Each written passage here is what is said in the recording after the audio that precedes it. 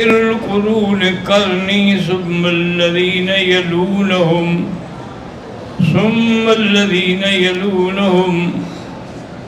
أو كما قال النبي صلی اللہ علیہ وسلم۔ برادران اسلام،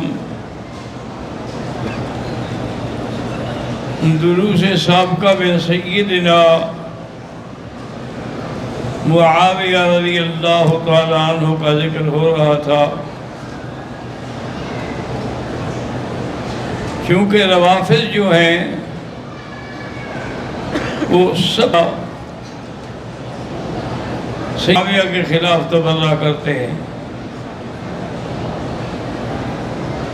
حتیٰ کہ انہوں نے،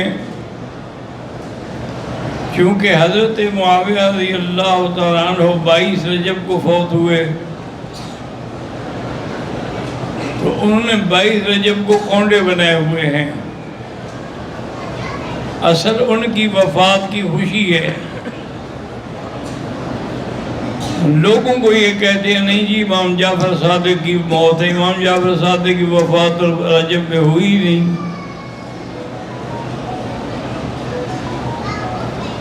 تو بہرحال حضور صلی اللہ علیہ وسلم کے صحابہ کے بارے میں جو شخص بھی برائی کرتا ہو تو حضرت علامہ ابن قیم رحمۃ اللہ علیہ فرماتے ہیں کہ ایسی بات سنو تو کہو کہ انہو زندیق، یہ زندیق ہے۔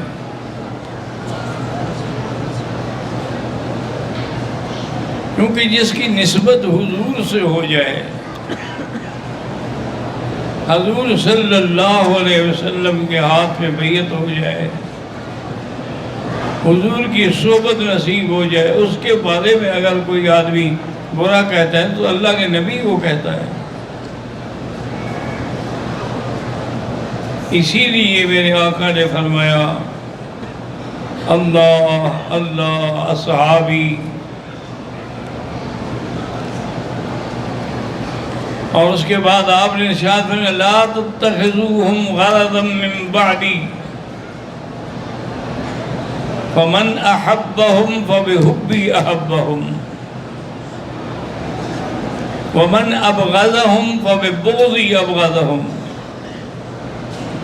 ومن آذاهم فقد آذانی ومن آذانی فقد آذى اللہ ومن آذى اللہ فیوشک ان یأخذہ۔ اگر میں کہ خبردار میرے صحابہ کے بارے میں برا نہ کہا کرو، جو مجھ سے محبت کرتا ہے وہ میرے صحابہ سے بھی محبت کرتا ہے، اور جو مجھ سے بغض رکھتا ہے وہ صحابہ سے بھی بغض رکھتا ہے۔ اس لیے ان کے بارے میں کبھی بری بات بھی نہ سوچا کریں، اور جو آدمی ان کو ایذا پہنچائے اس نے مجھے ایذا پہنچائی، اور جس نے مجھے ایذا پہنچائی گویا اللہ کو ایذا پہنچائی، اور جو اللہ کی ایذا پہنچائے قریب ہے کہ اللہ اس کو پکڑ لے۔ اس لیے یاد رکھیں کہ حضرت امیر المومنین معاویہ رضی اللہ تعالیٰ عنہ، ان کا جو لقب تھا پتہ ہے وہ کیا ہے؟ وہ ہے خال المومنین، کیونکہ ان کی بہن حضور صلی اللہ علیہ وسلم کی بیوی ہے ام حبیبہ، وہ خالو ہے۔ اور حضرت معاویہ رضی اللہ تعالیٰ عنہ، اسی طرح حضرت خالد بن الولید، اسی طرح حضرت عمرو بن العاص، یہ سب لوگ جو ہیں فتح مکہ کے بعد مسلمان ہوئے۔ 3 جماعتیں ہیں جن کا اللہ نے قرآن میں بھی ذکر کیا ہے اور احادیث مبارکہ میں بھی ذکر ہے۔ پہلی چیز تو پہلی جماعت تو وہ ہے من المہاجرین، جن نے گھر چھوڑے، در چھوڑے، مکہ چھوڑا، ہجرت کی،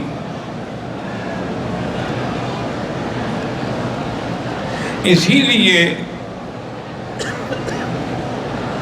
جب مدینہ منورہ پہنچے، خدا کی شان ہے کہ مدینہ منورہ جو ہے یہ وبا والا شہر تھا، تو بی بی عائشہ فرماتی ہیں کہ میں اپنے ابے کا پتہ کرنے کے لیے گئی، ان کا کیا حال ہے۔ میں جب گئی تو انہوں نے کہا کہ اللہ مشرکین مکہ پہ لعنت کرے جنہوں نے ہمیں اللہ کے گھر سے نکالا اور اس وبا والے شہر میں بھیجا۔ تو میں گھبرا گئی، میں نے کہا جب میرے ابے جیسے محبت کرنے والے بندے کا یہ حال ہے تو پھر میں حضرت بلال کی عیادت کے لیے گئی۔ حضرت بلال کے پاس گئی تو انہوں نے کہا لعنت اللہ علی المشرکین، اللہ مشرکین پہ لعنت کرے جنہوں نے ہمیں وہاں سے نکالا ہے۔ بی بی عائشہ بڑی عالمہ فہیمہ ذکیہ تھی، سمجھ گئی کہ سارے صحابہ پریشان ہیں۔ اس نے آگے حضور کی خدمت میں عرض کیا کہ یا رسول اللہ جب صحابہ کا یہ حال ہے تو بعد میں آنے والوں کا کیا ہوگا۔ حضور صلی اللہ علیہ وسلم مسجد میں آئے نماز کے بعد، آپ نے فرمایا کہ اللہم منکر الوباء والجفاء الی الجوفہ، یا اللہ یہ وبا اور یہ جو بیماریاں ہیں سب جوفہ کی طرف بھیج دے، میرے مدینے کو رحمت والا اور خیر والا بنا دے۔ صحابہ فرماتے ہیں کہ پھر اس کے بعد کوئی بیماری نہیں ہوا، حضور کی دعا ایسی لگی کہ سب وبا ختم ہو گئی، سب بیماریاں ختم ہو گئیں۔ تو حضرت معاویہ رضی اللہ تعالیٰ عنہ، اسی طرح حضرت خالد بن ولید رضی اللہ تعالیٰ عنہ، اسی طرح عمر بن العاص رضی اللہ، یہ کتنے بڑے لوگ ہیں لیکن آئے تیسرے نمبر پہ ہیں۔ پہلا نمبر ہے مہاجرین، دوسرا ہے انصار، تیسرا ہے والذین اتبعوہم بإحسان رضی اللہ تعالیٰ عنہم ورضوا عنہ۔ حضور صلی اللہ علیہ وسلم نے معاویہ کو دعا کی کہ اللہم علمہ الکتاب، معاویہ کو میرا اللہ قرآن کا علم عطا فرما، وقہ العذاب، اور اس کو جہنم کے عذاب سے بچا۔ دوسری روایت میں آتا ہے کہ آپ نے دعا کی کہ اللہم علمہ الحساب، یا اللہ معاویہ کو حساب کا بھی علم عطا فرما۔ حدیث میں آتا ہے کہ جبریل علیہ السلام آئے تو حضور نے مشورہ کیا کہ جبرائیل میں حضرت معاویہ کو اپنا کاتب بنا لوں، انہوں نے کہا حضور بالکل بنائیں، یہ بڑا امین آدمی ہے۔ تو حضور نے اس کو کاتب الوحی بھی بنایا اور دعا بھی کی۔ حضور صلی اللہ علیہ وسلم کے زمانے میں جب آپ کی وفات ہو گئی، اللہ اکبر، تو مسیلمہ بن الکذاب کے خلاف چڑھائی ہوئی، جو حضور کی زندگی میں آپ نے حضرت اسامہ کو لشکر دے کے بھیجا تھا، لیکن حضور بیمار ہو گئے تو وہ رک گئے، واپس آ گئے کہ حضور کی اب وفات کا وقت ہے اور ہم جنگیں لڑیں۔ جب وفات ہو گئی تو حضرت ابو بکر نے فرمایا اسامہ تم لشکر لے کے جاؤ، جس کام پہ اللہ کے نبی نے بھیجا تھا میں واپس نہیں کر سکتا۔ حضرت عمر نے کہا کہ حضرت حالات درست نہیں ہیں، آپ کی نئی نئی حکومت ہے، اس کو استحکام میں تو آنے دیں، اتنا بڑا لشکر نکل جائے گا تو دشمن کو موقع مل جائے گا۔ اور فرمایا کہ عمر اگر جنگل کے جانور آ کے ابو بکر کی بوٹیاں نکال لیں وہ میں برداشت کرتا ہوں، لیکن حضور کے فرمان کو میں پیچھے نہیں کر سکتا، وہ جائے گا۔ تو حضرت معاویہ بھی اسی لشکر میں تھے۔ مسیلمہ بن الکذاب کو پہلا تیر جو ہے وہ تو وحشی نے مارا ہے، جس نے حضرت حمزہ کو شہید کیا تھا، لیکن اس کے بعد جو ہے تلوار سے قتل حضرت معاویہ نے کیا، کہ حضور کا جو سب سے بڑا دشمن تھا اور نبوت کا دعویٰ کرنے والا تھا، تو حضور حضرت صدیق کے زمانے میں اللہ نے یہ کام حضرت امیر معاویہ سے لیا۔ اس کے بعد حضرت ابو بکر صدیق رضی اللہ تعالیٰ عنہ کے پاس، اصل میں یاد رکھیں کہ کلات کا جو علاقہ ہے افغانستان میں، وہاں کا ایک راجہ تھا، اس کو پتہ چلا حضور کے بارے میں، تو اس نے حضور کے لیے ہدیہ بھی بھیجا اور ساتھ اپنے ساتھیوں سے بھی کہا کہ پتہ کریں واقعی حضور نے نبوت کا دعویٰ کیا ہے، پھر میں جا کے مسلمان ہوں گا۔ وہ ہدیہ کیا تھا؟ ایک لکڑی ساگوان کی، سب سے قیمتی لکڑی ساگوان کی ہوتی ہے، اور ایک مٹکے کے اندر زنجبیل تھا۔ زنجبیل کہتے ہیں جسے آپ ادرک کہتے ہیں۔ وہ مٹکے میں اس لیے تھا کہ وہ زمانے میں گفیج تو تھے نہیں کہ بھئی اتنے سفر افغانستان سے مدینے پہنچتے پہنچتے خراب نہ ہو جائے۔ انہوں نے آ کے پیش کیا۔ حضرت ابو ایوب انصاری سے کہا کہ جہاں میری چارپائی ہے نا، وہاں یہ اس لکڑی کا تخت بنا کے، چارپائی بنا کے وہیں بچھاؤ اور چٹائی اس کے اوپر ڈال دو۔ اب اندازہ کریں، پھر وہ آیا، الحمدللہ مسلمان بھی ہو گیا۔ تو یہ بات تھی کہ اسی چارپائی پر حضور کا جنازہ اٹھا، اسی پہ ابو بکر کا جنازہ اٹھا، اسی پہ عمر کا جنازہ اٹھا، اسی پہ عثمان کا جنازہ اٹھا، اسی پہ امیر معاویہ کا جنازہ اٹھا۔ تو ایسے لوگ جن کو اتنی عقیدت ہو، کسی بندے نے آگے کہا معاویہ سے کہ فلاں جگہ پر ایک شخص ہے، اس کا چہرہ جو ہے نا وہ حضور صلی اللہ علیہ وسلم سے ملتا ہے۔ بڑا دور کی وہ جگہ تھی، حضرت معاویہ نے سفر کیا، وہاں پہنچے، اس کی زیارت کی، اس کے پاس بیٹھے رہے۔ میں کہا حضرت بھی کہوں گا کوئی کام نہیں، مجھے کہا گیا تھا کہ میں آپ کا چہرہ دیکھوں۔ بہرحال میرے نبی کا چہرہ، اس کا کون مقابلہ کر سکتا ہے، لیکن تھوڑا تھوڑا مشابہت ہے آپ کے چہرے میں۔ اب حضرت عمر کا جب دور ہے تو امیر المومنین حضرت معاویہ رضی اللہ تعالیٰ عنہ نے ان سے اجازت مانگی کہ ہم بیڑا کیوں نہ بنائیں۔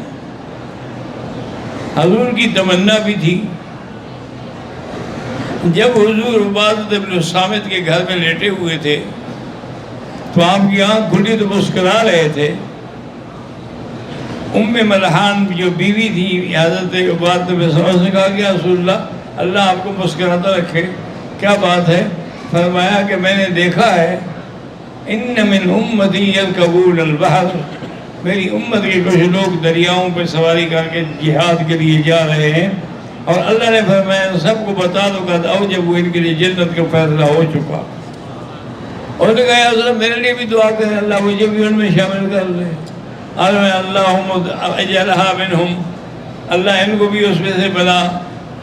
پھر دوبارہ بھی یہی خواب دیکھا، دوبارہ بھی نے کہا حضور آپ نے کہا پہلے آپ دعا آپ کے لیے ہو چکی ہے، دوبارہ کیا مطلب ہے؟ تو بہرحال حضرت عمر نے بھی ان کو بیڑا بنانے کی اجازت نہ دی۔ حضرت علی رضی اللہ تعالیٰ کا دور آیا، کیونکہ وہ تو سب کے وزیر تھے نا، پیار تھا آپس میں۔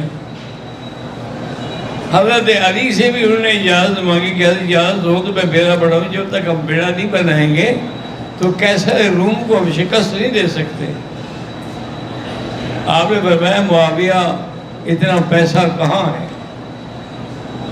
بیڑے بنانے میں تو بڑا وقت لگتا ہے، اگر تم ایسے وسائل پیدا کر سکتے ہو تو پھر میں تمہیں اجازت دیتا ہوں کہ بیڑا بناؤ۔ حضرت معاویہ نے 40,000 اپنی فوج جو تھی وہ جنگلات کاٹنے میں لگا دی کہ جنگلات کاٹو، پھٹے بناتے جاؤ، پھر اسی سے ہم جہاز بنائیں گے۔ 40,000 آدمی 6 مہینے تک وہ جنگل کاٹتے رہے۔ اب جب جہاز تیار ہو گیا، بعض علماء نے لکھا ہے کہ ایک تو بڑا بیڑا تھا جو آگے تھا، اس کے پیچھے 50 بیڑے تھے، بعض نے کہا کہ نہیں 70 بیڑے تھے۔ اسی دوران میں یہ کیسر روم کا علاقہ تھا، کیسریہ، اور وہ کیسریہ کا جو شہر تھا نا وہ اتنا بڑا تھا کہ اس کے اندر 300 بازار تھی اور 1,00,000 فوجی گشت کرتا تھا۔ حضرت معاویہ رضی اللہ تعالیٰ عنہ نے خلیفہ بک سے اجازت مانگی کہ اجازت ہو تو میں کیسے روم کو 2 ہاتھ دکھاؤں۔ انہیں فرمایا اللہ کے بندے، اس کے بعد تو 1,00,000 فوج ہے، 300 بڑے شہر ہیں، اور میں اس بات کو چھوڑ دیں۔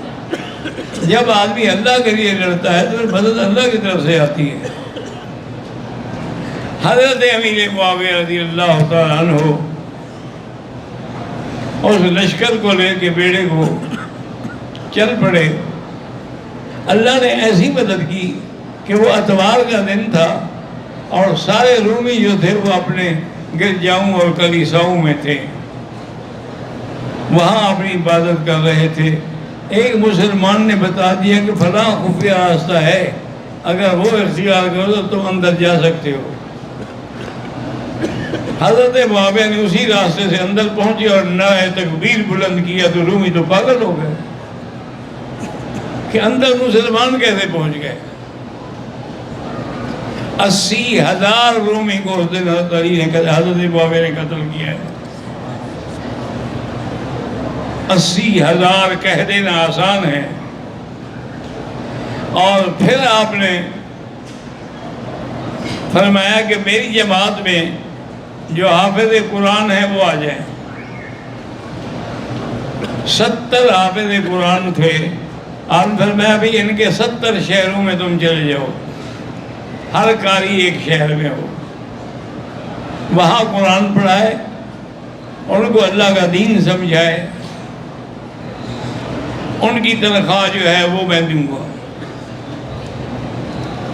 ان کو وہاں بھیجا گیا اور ساری اپنی مملکت میں حضرت نے اعلان کرا دیا کہ جہاں جہاں کوئی حافظ قرآن ہے وہی قرآن پڑھانا شروع کر دے۔ تو ایک ہی سال میں 70,000 آدمیوں نے قرآن پڑھا۔ پھر قرآن کو محفوظ کر دیا گیا۔ حضرت معاویہ رضی اللہ تعالیٰ نے ویسے تو کئی شادیاں کی تھی، لیکن ان کی جو مشہور شادی تھی نا وہ محسون بنت بہدل، یہ بہدل قبیلے کے سردار کی بیٹی تھی۔ اس سے ایک ہی بیٹا پیدا ہوا جس کا نام حضرت نے اپنے بھائی کے نام پر یزید رکھا۔ دوسری آپ کی بیوی تھی فاختہ،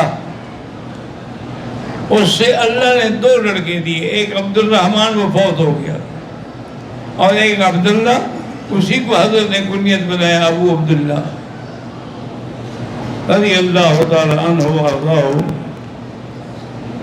حضرت امیر معاویہ رضی اللہ تعالی عنہ جب فوت ہوئے تو آپ نے کہا کہ مجھے اسی چارپائی پر میرا جنازہ اٹھایا جائے۔ آپ کو نجف اشرف میں دفن کیا گیا۔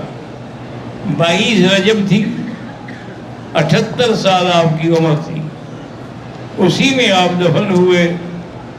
اور آج تک بھی تمام مسلمان اور عالم اسلام اس مقام پہ جاتے ہیں اور ان کی زیارت کرتے ہیں۔ تو اس لیے ہمیشہ یاد رکھیں کہ اگر صحابہ سے بغض ہوگا تو پھر ایمان نہیں بچے گا۔ اللہ آپ کو بھی مجھے بھی صحابہ سے اہل بیت سے محبت نصیب کرے۔